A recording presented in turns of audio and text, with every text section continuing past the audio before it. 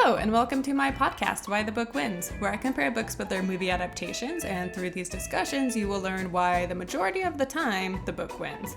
Having said that, I am a huge movie buff, and do give unbiased reviews for both the book and the movie, ultimately. So whether you love books, movies, or both, this is the perfect podcast for you. This probably goes without saying, but there will be spoilers for both the book and the movie in this episode. So if you plan on reading the book or watching the movie, go do that first and then come back and listen to this. And now, without further ado, let's get right into it.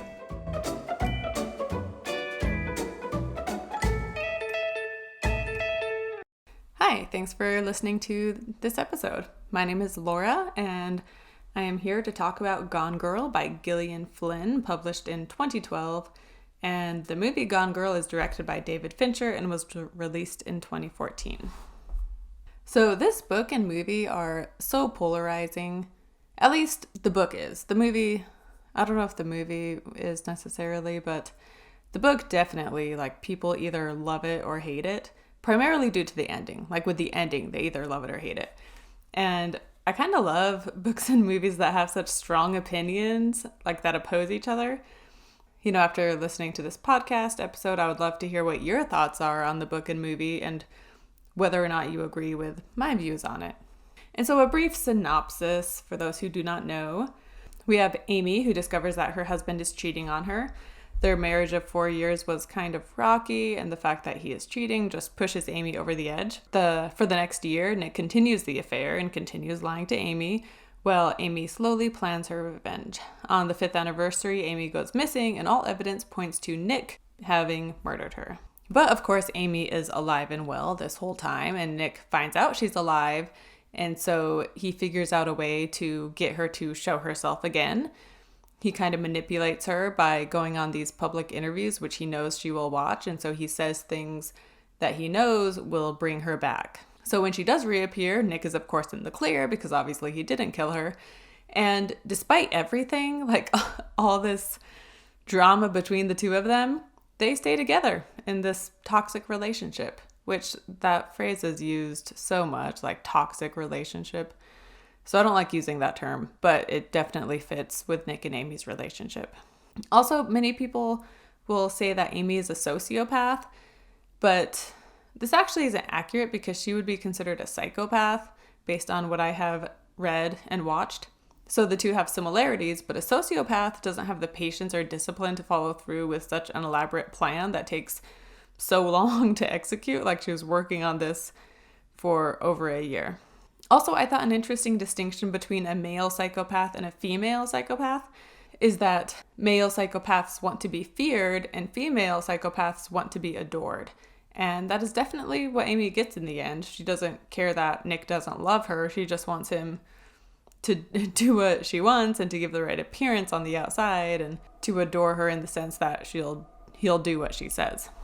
But my thoughts on the book. So I went into this book already knowing the big reveal that Amy had staged the whole thing and is framing Nick. However, that was literally the only thing I knew. And so there is so much more to it than just that one aspect. And basically, right from the start, I did not like Nick, and that didn't really change throughout the course of the book. I maybe felt more sympathy for him as things went along, but I still didn't like him. I did like Amy to start. Yes, her revenge on her cheating husband was very extreme, but it was just kind of, a hell yeah, a woman getting back at her sexist cheating husband in a way that people in the real world never would. And so I did kind of enjoy that, and I was rooting for her even though she was way over the top. However, her character does kind of go downhill as things progress, and by the end I didn't like her either. The ending was a total surprise. I did not expect that, and it did take me some time to decide what my feelings were on it, but ultimately, I'll get into my reasonings as we go along, but I can officially say that I actually think it was a great ending, and it was very fitting. And so the book, it is well written. I can't say I was on the edge of my seat necessarily, but I did finish it in just a few days, so it certainly kept my interest, and I read it fairly quickly. But I guess maybe you could say it's more of a slow burn, at least up until the halfway point, and then things start really picking up. But That could also be due to the fact that I knew Amy was setting Nick up. Maybe if I'd read this not knowing that, I would have found it, just as interesting in the first half. I don't know. So the script was adapted by Gillian Flynn herself, which I thought was cool. And for the most part, it stays pretty close to the novel. I thought it was a good adaptation. And it is directed by David Fincher, who directed such movies as Seven, Fight Club, Zodiac, The Curious Case of Benjamin Button, The Social Network, The Girl with the Dragon Tattoo, and the show Mindhunter. And despite having directed some huge movies, this one, Gone Girl, is actually his highest grossing domestic box office film. And I do remember when it came out, I was in the theaters watching a different movie and I saw a trailer for this. And the trailer definitely stuck out to me. And I remember it pretty clearly, even though I never even saw the movie. I don't know why I didn't, because like I said, the trailer stood out to me and intrigued me. And yet I, for some reason, just never got around to watching it. Ben Affleck is very well cast as Nick. I read that he studied men who were accused of their wife's murder, in particular Scott Peterson. And I thought that was interesting because while reading this book, I thought of that case because Lacey Peterson was pregnant and Amy, evidence shows that Amy had been pregnant when she disappeared, so they think Nick killed his pregnant wife. And that's what happened with the Petersons, where they thought Scott Peterson killed his pregnant wife, Lacey Peterson. I actually don't know what ended up happening with that case. I don't know if he was found guilty or not, but I remember at the time watching the news and totally being like, yeah, like the husband did it, clearly. Rosamund Pike is absolutely incredible in this. She was nominated for an Oscar, a BAFTA, and a SAG award, but unfortunately did not win. But she gives such an incredible performance, and her portrayal of Amy has just become so iconic. And yeah, it's hard to see her in other things and not think of this at this point. She also gained and lost 13 pounds for the role.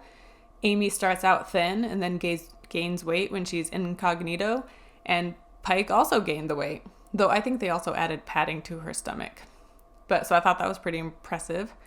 And Reese Witherspoon actually produced this movie and originally wanted to play Amy. However, she withdrew herself, realizing she wasn't right for the role. And thank goodness.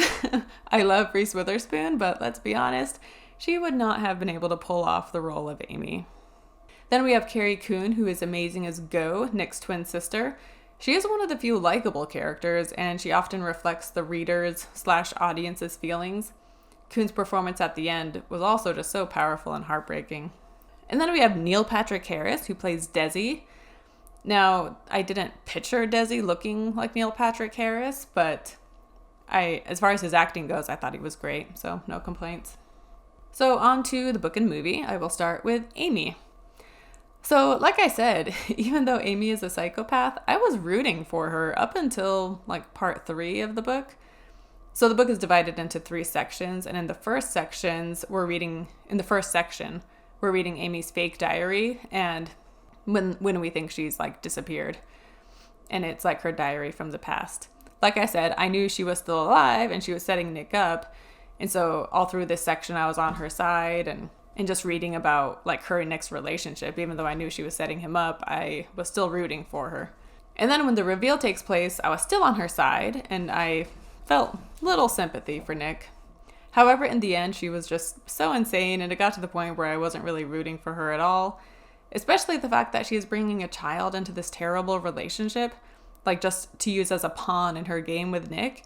As messed up as everything else was she had done, involving an innocent child is just taking things too far.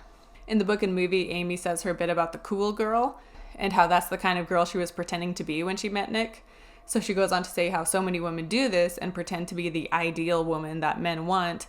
And then she says, I waited patiently years for the pendulum to swing the other way, for men to start reading Jane Austen, learn how to knit, pretend to love cosmos, organize scrapbook parties, and make out with each other while we leer. And then we'd say, yeah, he's a cool guy. But it never happened. Instead, women across the nation colluded in our degradation. Pretty soon, cool girl became the standard girl. Men believed she existed. She wasn't just a dream girl, 1 in a million. Every girl was supposed to be this girl, and if you weren't, there was something wrong with you. And, it's so sad, but it's true. This really is how it is. And it just makes me wonder, why are women and girls, just so concerned with men liking them and changing who they are and doing things just to try to get the attention of men and to try to get men and boys to like them. And Yeah, it's so terrible. And I was that way too when I was younger, like having this cool girl personality to a certain extent, and I didn't even realize I was doing it. I don't know. Men do this too to a certain extent. Like when you're first dating someone, you kind of, put up a front, and over time you just slowly reveal who you really are. Most people aren't usually super extreme about it. Like they're just hiding a few things when they start dating. But Amy is, of course, on a whole nother level. But even so, I could still relate to her whole, cool girl section, as I'm sure a lot of women can, because that's just the way society is. Like so many movies out there, the love interest, the female love interest, is this like the man's ideal of like a woman who's good at pool and works on cars and, like she's not a salad kind of girl. She eats burgers and hot dogs. But of course, she's like super thin and sexy somehow, despite eating chili dogs and whatever. And being into football and blah, blah, blah. Which, if you're like sincerely, genuinely into those things, that's great. But when so many women and girls pretend to be into those things just to attract men, it's just sad. Anyway, eventually Amy does show her true self, and it says, "So it had to stop. Committing to Nick, feeling safe with Nick, being happy with Nick, made me realize that there was a real Amy in there, and she was so much better, more interesting, and more complicated and challenging than cool Amy. But Nick wanted cool Amy anyway. Can you imagine? Finally showing your true self to your spouse, your soulmate, and having them not like you? So that's how the hating first began. I've thought about this a lot, and that's where it all started, I think."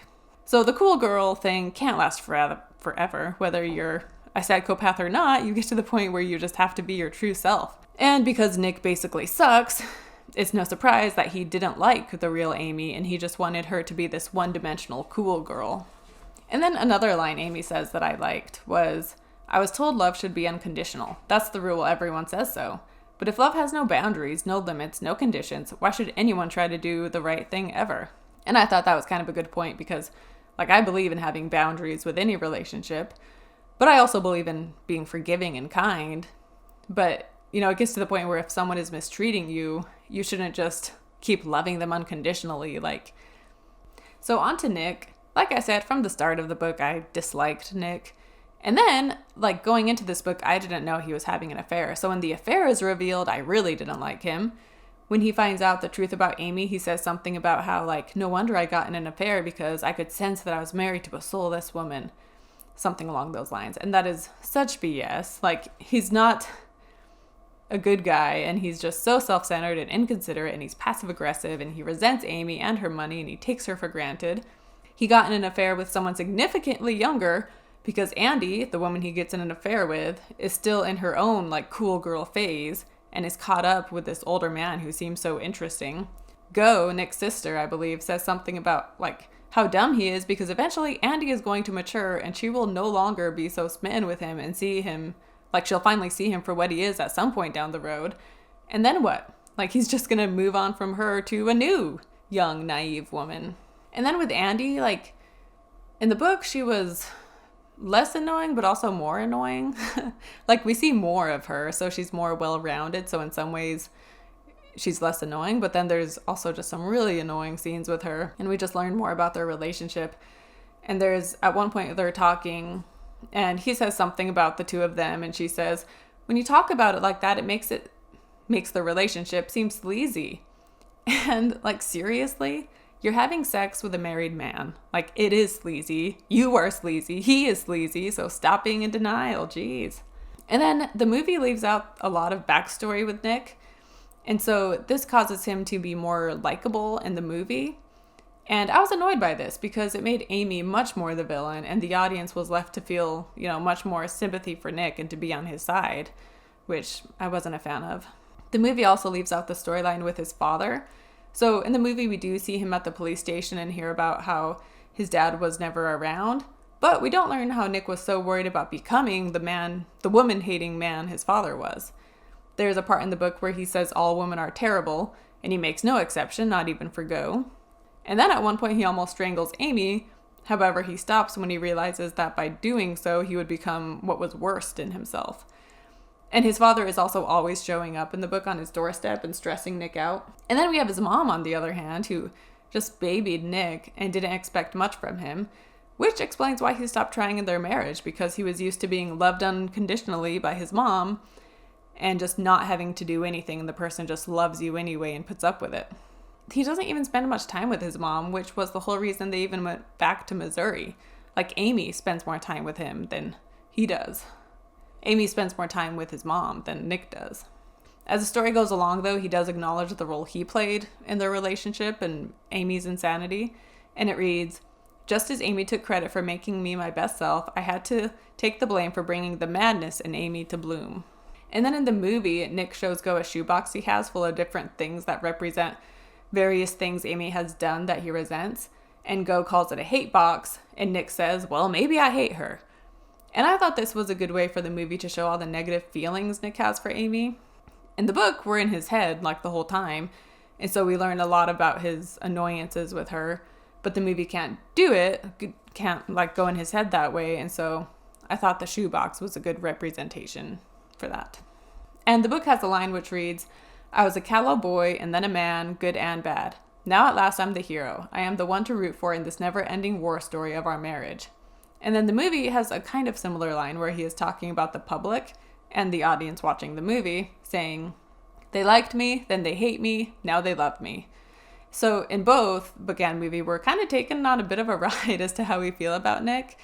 Like, even though I never liked him, yeah, it's just still you go up and down. Like, you think you killed her, then you think you didn't, and then he's the bad guy. Oh, actually, now we feel sympathy for him. And so, yeah, it's kind of up and down. Having said that, though, like, I'm not rooting for him, and he never became super likable, in my opinion. And then when he gets Amy back, so Amy is, of course, incredibly smart. However, she is also prideful, and prideful people can easily bend to flattery. And when he's telling Go about his plan to get Amy back by going on this interview and saying things that he knows Amy wants to hear, Go is like, not sure if this will work. And he says, "Amy was never a person with any sort of bullshit detector. If you said she looked beautiful, she knew that was a fact. If you said she was brilliant, it wasn't flattery, it was her due." So yeah, I think a good chunk of her truly believes that if I can only see the error of my ways, of course I'll be in love with her again, because why in God's name wouldn't I be? And in the book and movie, he goes on the Sharon Schreiber interview after Andy does the press conference, and in both he knocks it out of the park. The book also has this added impromptu interview he does in a bar, which also helps win over the public and Amy. And in both he hires Tanner Bolt as his lawyer, and the movie, Tanner Bolt is excellently played by Tyler Perry. In the book, Bolt's wife also worked with him, and we saw the two of them together, and they seem to have a good marriage. And I like that Flynn added that in so that we could see that there are good relationships in the world. They're not all messed up. However, the movie got rid of the wife, and so we just see Tanner. And so in regards to the ending, in the end of both the book and the movie, Nick and Amy stay together when Amy tells him she is pregnant. As far as the book is concerned, though, I don't really feel for Nick too much. Like, I mean, I do. He's living with a murderer whom he doesn't trust. However, I think even if the baby wasn't revealed, he would have stayed with her anyway. There's a part where Amy says he wouldn't be content with a normal woman, that he is better when he's with her. Then there's this great passage that says, "As a man, I had been my most impressive when I loved her, and I was my next best self when I hated her. I had known Amy only 7 years, but I couldn't go back to life without her. Because she was right. I couldn't return to an average life. I'd known it before she'd even said a word. I'd pictured myself with a regular woman, a sweet, normal girl next door, and I'd already pictured telling this regular woman the story of Amy, the lengths she'd gone to punish me and to return to me. I already pictured the sweet and mediocre girl saying something uninteresting like, 'Oh no, oh my God.' And I already knew part of me would be looking at her thinking, 'You've never murdered for me. You've never framed me. You wouldn't even know how to begin to do what Amy did. You could never possibly care that much.' The indulged mama's boy in me wouldn't be able to find peace with this normal woman, and pretty soon she wouldn't just be normal, she'd be substandard. And then my father's voice, dumb bitch, would rise up and take it from there." Which in the book, his dad is constantly saying that phrase all the time, so that's why that's in there. But this passage explains so well why people get in and stay in these terrible relationships. If Nick were to go to therapy or like do some work on himself, then he could grow and become someone who is happy with a normal life. But as he is now, like back when he was with Amy when she was more normal, like he wasn't even happy then. And at this point, like, he just admires her so much for what she's done, despite also fearing her. And there's also the part where he says, "The woman knew me cold. Better than anyone in the world, she knew me. All this time I thought we were strangers, and it turned out we knew each other intuitively, in our bones, in our blood." It was kind of romantic, catastrophically romantic. And this makes sense too. Like, I mean, in a healthy relationship, your spouse knows you better than anybody else, and that's something that draws the two of you together as the years go on. And so Nick and Amy also have this where they know each other so well, but they, like, because they know each other so well, they know how to, I don't know, manipulate each other and get to each other more than anyone else, I suppose. But yeah, and they've seen each other at their worst. And so that's also, I'm sure, like a kind of freedom that makes him want to be with her. And they also have this new level of honesty, although I don't know if that's the right word. Like, a new level of openness, I guess, is more fitting a term, because I don't know, like, this is born of the fact that they don't trust each other at all, and so they have to be open with each other because they just don't trust each other. Like, when she says she's pregnant, he makes her pee on a pregnancy test in front of him, and then she takes her to a doctor, and he is there with her as her blood is drawn to see it for himself. And so because he doesn't trust her, like, her life has to be open in a way that wouldn't be necessary with a normal couple. And people say Nick is trapped in the end, but really, Amy is trapped too. Like, Nick is her match in so many ways, and she knows she can't go to anyone else because, like Nick, she wouldn't be satisfied with anybody else. And if she ever does kill him down the line, like down the road in their relationship, I kind of think she would also just kill herself right after. And then an interesting part is how, like, there's parts where they both say how they're pretending to be a happy couple, and even though it's pretend, they have these times where it, like, feels genuine. And there's one part where Nick says, "We pretend to be in love, and we do things we like to do when we're in love, and it feels almost like love sometimes, because we are so perfectly putting ourselves through the paces, reviving the muscle memory of early romance. When I forget, I can sometimes briefly forget who my wife is. I actually like hanging out with her, or the her she is pretending to be. The fact is, my wife is a murderess who is sometimes really fun. May I give one example? One night I flew in lobster like the old days, and she pretended to chase me with it, and I pretended to hide, and then we both at the same time made an Annie Hall joke.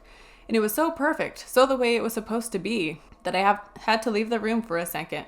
My heart was beating in my ears. I had to repeat my mantra. Amy killed a man, and she will kill you if you are not very, very careful." So definitely not a healthy relationship, but it does explain why they stayed together. But moving on to Desi. So Amy's high school beau is also more likable in the movie, which also bugged me, because he was such a creeper in the book.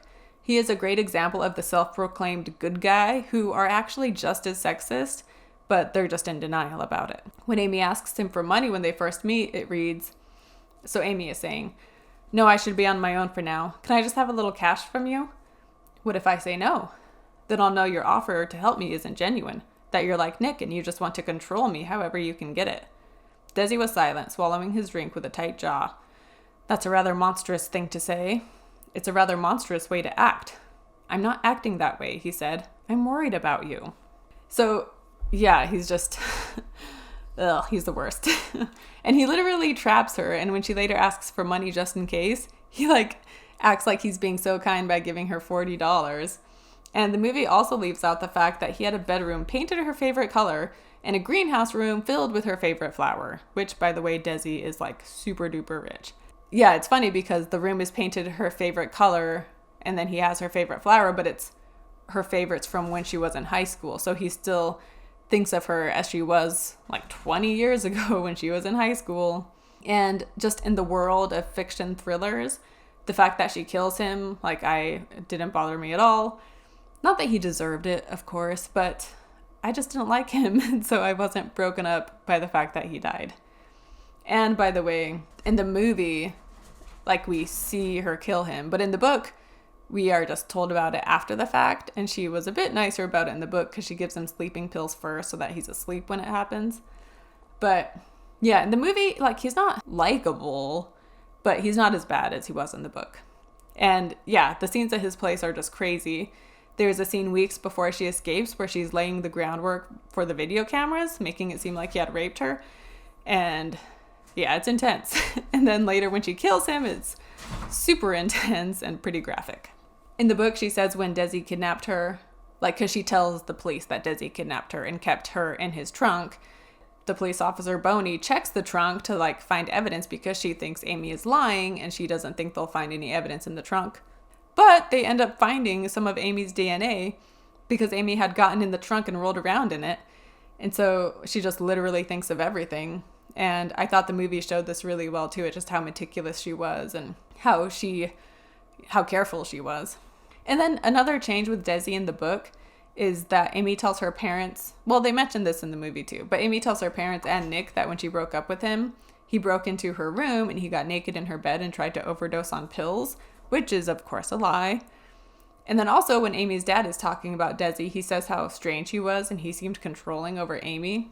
And we later learn that Amy had told Desi that her father molested her, causing there to be this tension between Desi and her dad not knowing why. And so he just assumed Desi was controlling and weird, and Desi just assumed that the dad was like a gross molester.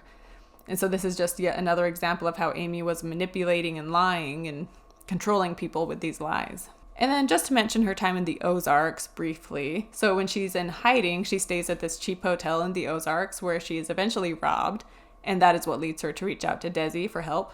In the book, her time here kind of drags in a way, and so I didn't mind that the movie sped up the events at the hotel.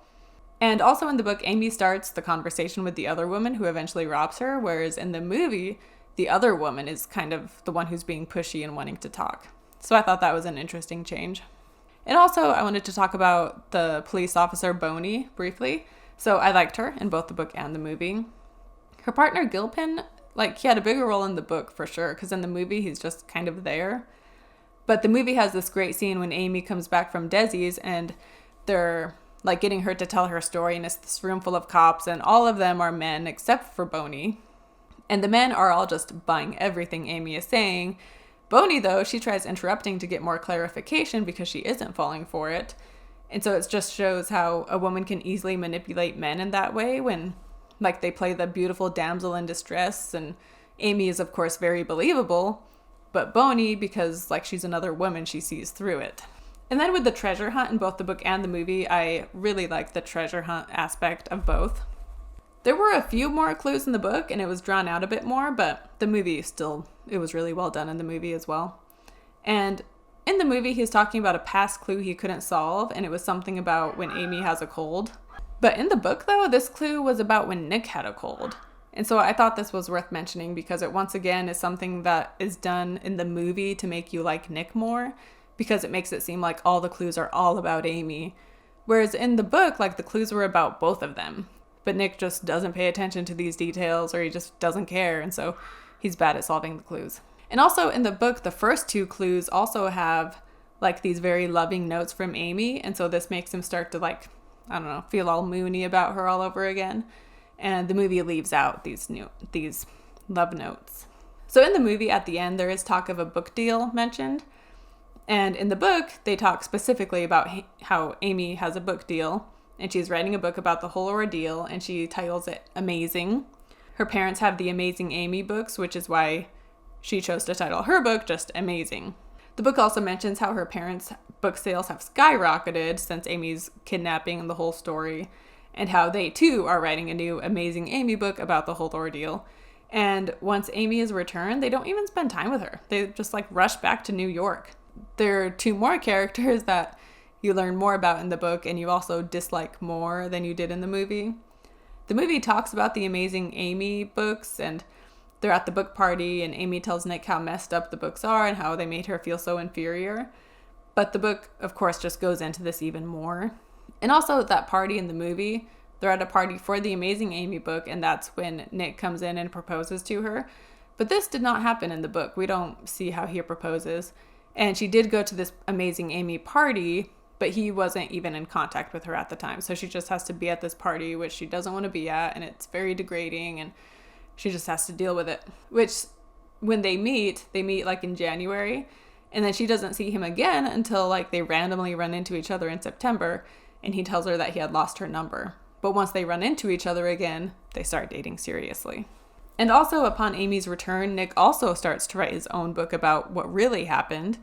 And Amy can hear him typing away and she knows what he's doing. When he reveals his unfinished manuscript, she trumps him by revealing her pregnancy. He then gets rid of his manuscript because he now sees that they will be staying together. Gillian Flynn has been accused of being a misogynist for having evil female characters in her books, but I think it's misogynistic to think a female character can't be the villain. Like, I don't know. I didn't know that I needed a female psychopath character getting revenge on her terrible husband, but maybe I did need that in my life because I just really enjoyed reading that. To some extent, of course. I mean, I don't want you to think I'm like some weirdo or someone. But anyway, as far as Flynn being a misogynist, she said, "To me, that puts a very, very small window on what feminism is. Is it really only girl power and you go girl and empower yourself and be the best you can be? For me, it's also the ability to have women who are bad characters. The one thing that really frustrates me is this idea that women are innately good, innately nurturing. In literature, they can be dismissibly bad, trampy, vampy, bitchy types, but there's still a big pushback against the idea that a woman can be just pragmatically evil, bad, and selfish." And on her website, she concedes that hers is not a particularly flattering portrait of woman, but that's fine by me. Isn't it time to acknowledge the ugly side? I've grown quite weary of the spunky heroines, brave rape victims, soul-searching fashionistas that stalk so many books. I particularly mourn the lack of female villains. So yeah, I appreciated her point of view on all that. And yeah, I don't think it's anti-feminism at all to have a female villain. But anyway, on to book or movie. So this is a great adaptation, without a doubt. My biggest complaint, though, is a pretty big issue, and that is the fact that they make Nick and Desi more likable than they were in the book. Like, I don't know, I know it's not like a bad thing to have a character that you can like and make them a little less terrible, but I think, so this was summed up really well on the Ink to Film podcast because they covered this, and they had author Rebecca Blake on as a guest, and she said, "The book is a portrait of a bad relationship. The movie is a portrait of a bad person. And that ultimately is why I like the book better. A story about two unhealthy people in a messed up relationship makes for a much better, more intriguing story than simply a story about a messed up person." So of course I realize that in the book, Amy is the worst of the two, but Nick is much more her match in the book than movie Nick is. Having said that, the movie is amazing and is just really well done all the way around. There are some shocking scenes, so be prepared for that going into the movie, but, if you don't mind seeing some, graphic stuff, then I would highly recommend it. But, yeah, just keep in mind that, book Nick wasn't quite so sympathetic as he is in the movie, and, yeah, they just kind of deserved each other in the end. But I hope you guys enjoyed this coverage for Gone Girl, and join me next week for an Agatha Christie book, The Crooked House. And I'll see you then. Thanks again for listening. If you want to find me on other platforms, you can check out my Facebook, so facebook.com/whythebookwins, or my Instagram, which is all one word, whythebookwins, or you can go to my website, whythebookwins.com. If you have any comments, questions, or suggestions, you can reach out to me on any of those.